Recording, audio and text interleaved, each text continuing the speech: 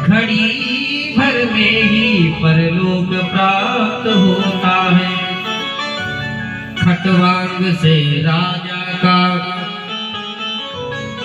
2 घड़ी में हुआ मोक्ष, तेरा तो शरीर अभी 7 दिन बाकी है। अरे राजन क्यों चिंता करते हो? अरे कम से कम तुम्हारी गारंटी तो है कि तुम 7 दिन तुम्हें कोई नहीं मार सकता। कम से कम ऋषि के श्राप के द्वारा गारंटी तो हो गई, लेकिन बताइए आप लोग कि किसी की कोई गारंटी है कि कितने दिन तक कौन जिएगा? एक क्षण की भी किसी की गारंटी नहीं है। लेकिन राजन तुम्हें तो वरदान मिला है, श्राप नहीं मिला है। कम से कम तुम दावे के साथ कह सकते हो कि हाँ मैं 7 दिन के लिए अमर हूँ, मुझे कोई नहीं मार सकता।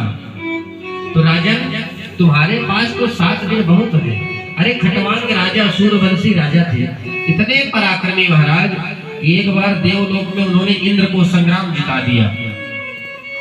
लेकिन देवलोक से जब संग्राम समाप्त हो गया, विजय हुई देवताओं की, तो राजा अपने राज्य में आने लगे। खटवांग राजा, इंद्र ने कहा राजन हम आपसे बड़े प्रसन्न हैं, आज आप हमसे कुछ मांगिए।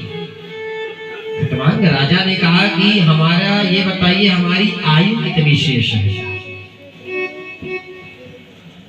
इंद्र ने मुस्कुराते हुए कहा कि राजन जितने क्षण आप हमसे यहाँ बात किए हैं उतने में तो पृथ्वी लोक के कई युग बीत गए, क्योंकि देवलोक का महाराज 1 मिनट पृथ्वी का 1 युग बीत जाना कितना बड़ा है महाराज। भगवान नारायण के केवल 1 ही दिन में महाराज ब्रह्मा जी बदल जाते हैं, इंद्र बदल जाते हैं।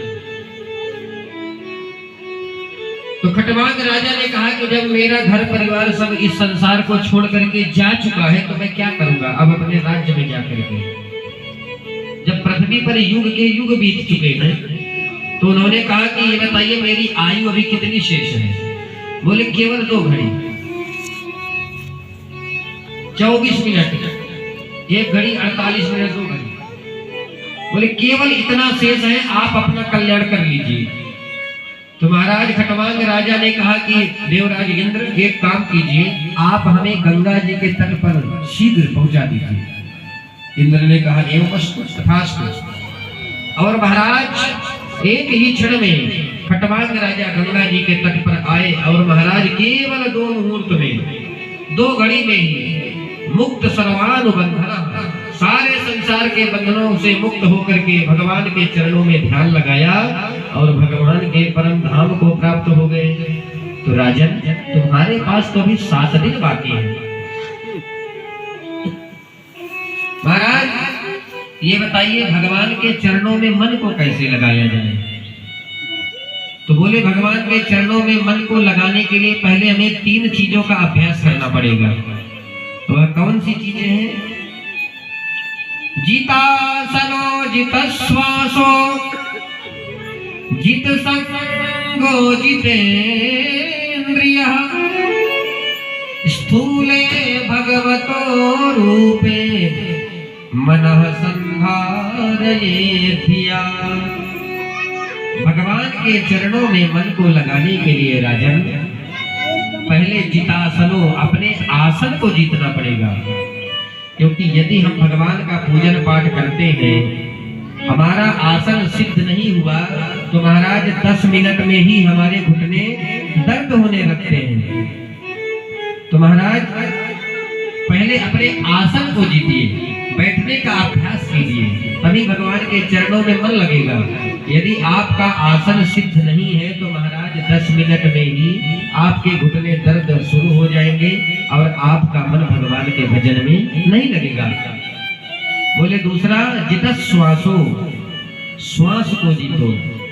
तो महाराज श्वास को कैसे जीते? जो श्वास पर नियंत्रण नहीं कर पाते उन्हें बड़ा जल्दी क्रोध आने लगता है। श्वास को कैसे जीते? बोले प्राणायाम करिए। प्राणायाम परम बलम। प्राणायाम से महाराज आयु बढ़ जाती है और चेहरे में अलौकिक ऊर्जा आती है। इसलिए प्राणायाम सबको करना चाहिए। अनुलोम विलोम नित्य प्रति सबको करना चाहिए। बोले श्वास को जीतो, क्योंकि 3 नाड़ियां होती हैं, इडा, पिंगला और सुषुम्ना। इडा अर्थात जिसकी मृत्यु इडा नाड़ी से बाएं स्वर से होती है तो महाराज उसकी गति थोड़ा अच्छी होती है, उसको मानना चाहिए कि बड़ी अच्छी गति है, उत्तम लोक को गई। यदि हमारे बायां स्वर पिंगला मृत्यु के समय हमारा बायां स्वर चल रहा है तो मानिए थोड़ा मध्यम गति की मृत्यु है, मध्यम सुख प्राप्त होगा मृत्यु लोक में। और यदि किसी की मृत्यु जब होने लगे और सुषुम्ना नाड़ी से प्राण निकले तो मान लीजिए सीधे मोक्ष हो गए, भगवान के धाम को चला गया वो सुषुम्ना। तो महाराज श्वास को कैसे जीते? बोले प्राणायाम करके।